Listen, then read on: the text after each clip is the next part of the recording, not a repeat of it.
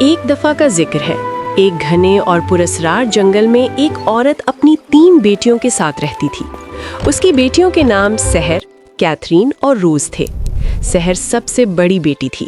وہ نہایت محنتی، صابر اور نیک دل تھی۔ وہ گھر کے تمام کام کرتی، پودوں کی دیکھ بھال کرتی اور اپنی ماں کا بہت خیال رکھتی تھی۔ اس کے برعکس کیتھرین اور روز دونوں آرام طلب اور سست تھیں۔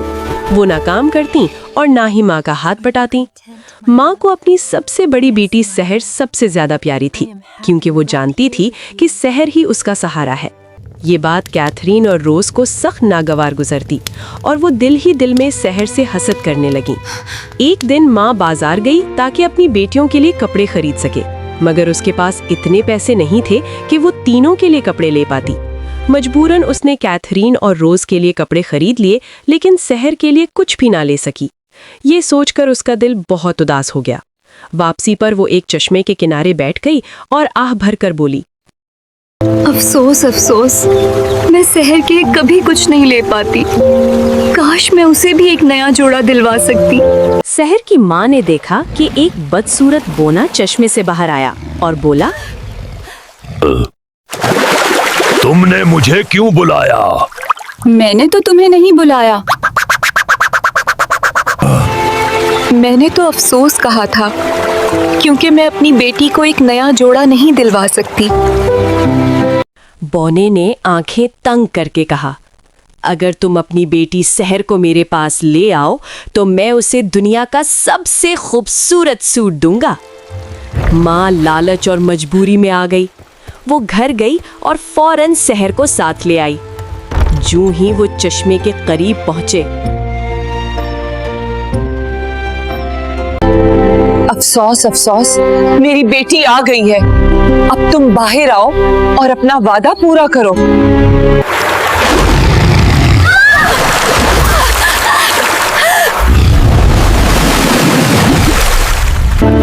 میری بیٹی کہاں چلی گئی؟ سب میری لالچ کا نتیجہ ہے۔ سحر کی ماں کئی دنوں تک اپنی بیٹی کی یاد میں روتی رہی، مگر سحر کا کوئی پتہ نہ چلا۔ گھر سونا سونا ہو گیا تھا۔ کیتھرین اور روز بھی اب ہنستی نہیں تھی۔ ایک مہینہ گزر گیا۔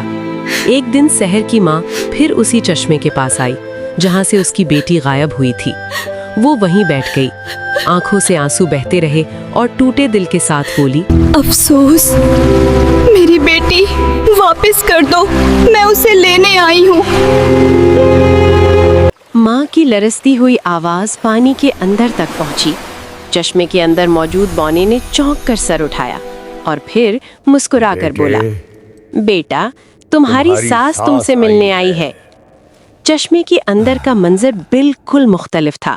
وہاں اندھیرا نہیں بلکہ نیلا چمکتا ہوا جادوئی عالم تھا۔ ایک خوبصورت شہزادہ سنگ مرمر کے تخت پر بیٹھا تھا اور اس کے ساتھ سرخ اور سنہری لباس میں ایک نازک سی دلہن بیٹھی تھی۔ وہ سحر تھی۔ سحر کے چہرے پر سکون تھا، آنکھوں میں روشنی اور وقار تھا۔ شہزادے نے بونے کی طرف دیکھ کر کہا، بابا، آپ میری دلہن کو اس کی ماں کے ساتھ بھیج دو، جیسا کہ رواج ہے۔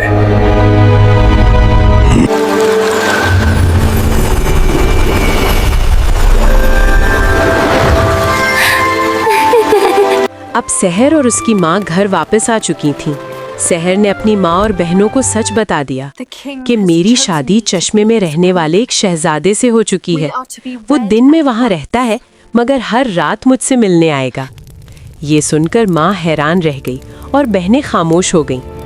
سحر نے اپنے گھر کا سب سے خوبصورت کمرہ تیار کیا، دیواروں پر چراغ جلائے، پردے بدلے اور دل ہی دل میں اپنے شوہر کا انتظار کرنے لگی۔ ہر رات وہ شہزادہ نیلے کبوتر کی صورت میں آتا، کھڑکی سے اندر داخل ہوتا اور کمرے میں آ کر ایک نہایت خوبصورت شہزادے میں بدل جاتا۔ وہ سحر سے بے حد محبت کرتا تھا، اسے نئے کپڑے، زیورات اور بیش قیمت تحفے دیتا۔ سحر خوش تھی مگر اس کی بہنیں نہیں۔ کیتھرین اور روز کے دلوں میں دوبارہ حسد نے جگہ بنا لی۔ یہ سب کچھ اسے کیوں ملا؟ ہم کیوں محروم رہ گئیں؟ وہ راتوں کو یہی سوچتیں۔ آخر ایک رات ان کے دلوں میں سازش نے جنم لیا۔ जब सब सो गए तो उन्होंने चुपके से शहर की खिड़की पर तेज धार छुरियां और नोकीले कील लगा दिए। इसी रात शहजादा हस्बे मामूल नीले कबूतर की सूरत में आया। जैसे ही वो खिड़की के करीब पहुंचा, उसके पर छुरियों से जख्मी हो गए। खून के कतरे गिरे, मगर शहर गहरी नींद में थी और उसे कुछ मालूम न हो सका। शदीद तकलीफ में शहजादा नीले कबूतर की सूरत ही में उड़ता हुआ वापस अपने चश्मे तक पहुंच गया। जब बौने ने अपने बेटे को इस हालत में देखा तो उसका चेहरा गुस्से से सुर्ख हो गया। वो गरज कर बोला, ये सब मेरे बेटे की दुल्हन की वजह से हुआ है। अब मैं उससे अपने बेटे का इंतकाम लूंगा। शहर कई दिनों तक हर रात अपने शौहर का इंतजार करती रही, मगर वो नहीं आया। नीले कबूतर ने खिड़की पर दस्तक न दी। शहर का दिल बेचैन हो गया। आखिर एक दिन वो हिम्मत करके उसी चश्मे पर पहुंची जहां से वो सब कुछ शुरू हुआ था। ए चश्मे के मालिक, मेरे शौहर, मेरी बात सुनो, मैं तुमसे मिलने आई हूँ। शहजादा जख्मी हालत में बिस्तर पर लेटा हुआ था। उसके पूरे जिस्म पर गहरे जख्म थे और बदसूरत बोना खामोशी से उसकी मरहम पट्टी कर रहा था, मगर जख्म इतने गहरे थे कि भरने का नाम नहीं ले रहे थे।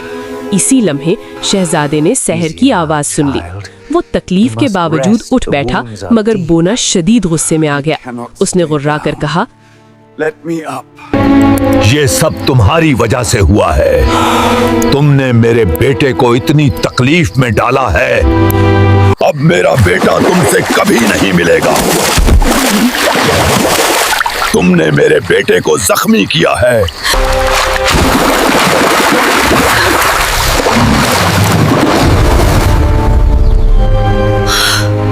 शहर दिल ही दिल में परेशान थी कि आखिर उसका शौहर कहाँ है और उसे मिल क्यों नहीं रहा। अचानक जमीन लरजने लगी, हवा तेज हो गई और आसमान से एक बड़ा खौफनाक बाज उतरा। उसने शहर को अपने मजबूत पंजों में पकड़ा और पलक झपकते ही उसे एक वसी और सुनसान रेगिस्तान में लाकर फेंक दिया। रेत के टीले, जलता सूरज और दूर दूर तक कोई आबादी नहीं। शहर हैरान और खौफजदा थी। ये सब मेरे साथ क्यों हो रहा है? मैंने तो सिर्फ मोहब्बत की है, वो खुद से कहने लगी। वो सहरा में कई दिनों तक चलती रही। उसके पांव जख्मी हो गए, होंठ सूख गए। भूख और प्यास से आंखों के आगे अंधेरा छाने लगा। न कोई इंसान नजर आता, न कोई साया, न पानी की एक बूंद। यूं सहरा में रात हो गई। ठंडी हवा चलने लगी और रेत आहिस्ता आहिस्ता सर्द होने लगी। शहर ने खुद को सर्दी और खौफ से बचाने के लिए अपने जिस्म को रेत में हल्का सा दफन कर लिया और थकन से वो वहीं सो गई। जब शहर गहरी नींद में थी तो सहरा के सन्नाटे में एक ताकतवर जादूगर नमूदार हुआ। उसने जमीन पर असा मारा, मंत्र पढ़े और फिजा में एक चमकता हुआ जादुई आईना जाहिर हुआ। आईने से धुंधली रोशनी निकली और उसमें से एक इंतहाई खूबसूरत परी बाहर आई। जादूगर ने एहतराम से कहा, मेरे भाई का बेटा जो चश्मे का शहजादा है शदीद बीमार है, तुम मुझे उसका इलाज बताओ। परी ने आंखें बंद की, कुछ लम्हे सोचा और फिर यहाँ से बहुत दूर एक जालिम जादूगर की सल्तनत है। इसी सल्तनत में एक मुकद्दस दरख्त है। अगर इस दरख्त का एक पत्ता शहजादे के जख्मों पर रख दिया जाए तो वो बच सकता है। शहर ने सब कुछ सुन लिया। उसने खामोशी से अपनी आंखें बंद कर लीं।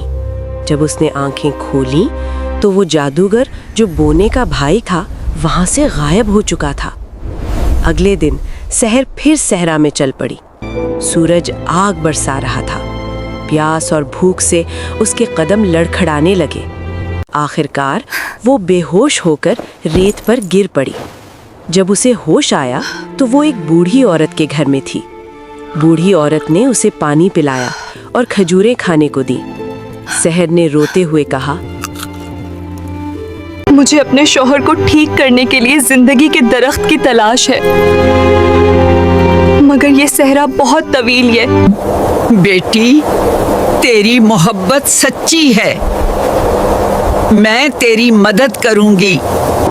तुम इस घोड़े पर सवार हो जाओ یہ تمہیں خود تمہاری منزل پر لے جائے گا۔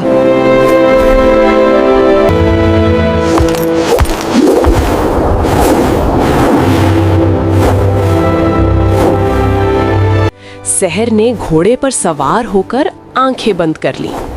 پل بھر میں وہ ایک نہایت خوبصورت اور شاندار ملک میں پہنچ گئی۔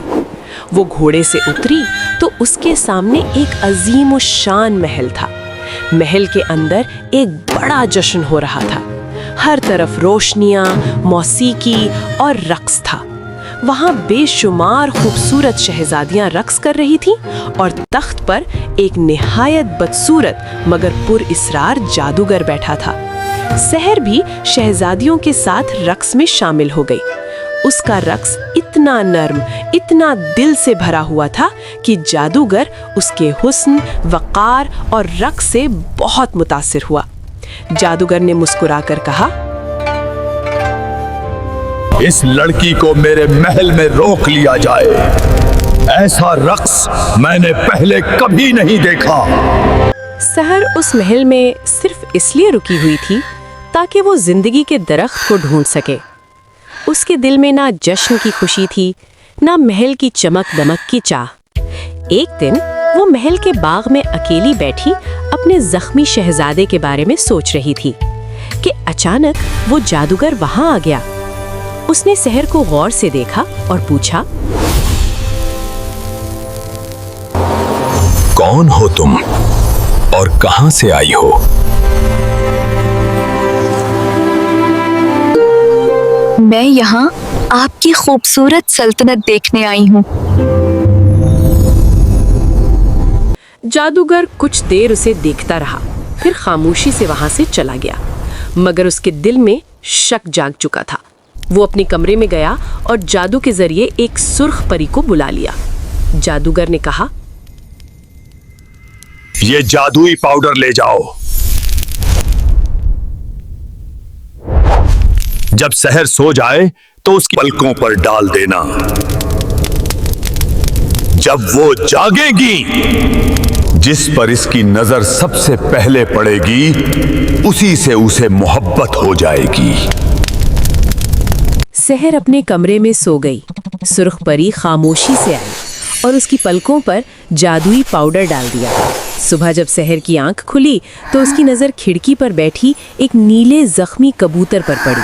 اس کے دل میں عجیب سی تڑپ اٹھی۔ اس کی آنکھوں سے آنسو بہنے لگے۔ اسی لمحے جادوگر کمرے میں داخل ہوا۔ اس نے مسکرا کر سحر کو دیکھا اور دل ہی دل میں سمجھا کہ سحر اس کے جادو کے اثر میں آ چکی ہے۔ اس نے اعتماد سے کہا، سحر، میں تم سے شادی کرنا چاہتا ہوں۔ نہیں، میں تو ایک نیلے کبوتر سے محبت کرتی ہوں۔ لا، یہ میری توہین ہے۔ میں تمہیں قید کروا دوں گا۔ اس نے سحر کو پکڑوا کر ایک ویران جگہ میں قید کروا دیا، جہاں ایک بہت بڑا خوفناک بوڑھا درخت کھڑا تھا، جس کی شاخیں اندھیرے میں پھیلی ہوئی تھیں۔ وہاں نہ روشنی تھی نہ کوئی انسان۔ سحر رونے لگی۔ اس کا دل ٹوٹ چکا تھا۔ اسی لمحے وہی زخمی نیلا کبوتر اڑتا ہوا آیا اور اس کے پاس آ کر بیٹھ گیا۔ سحر نے کانپتے ہاتھوں سے اسے تھاما اور سسکتے ہوئے کہا، تم میرے شہزادے ہو۔ میں نے تمہیں پہچان لیا ہے۔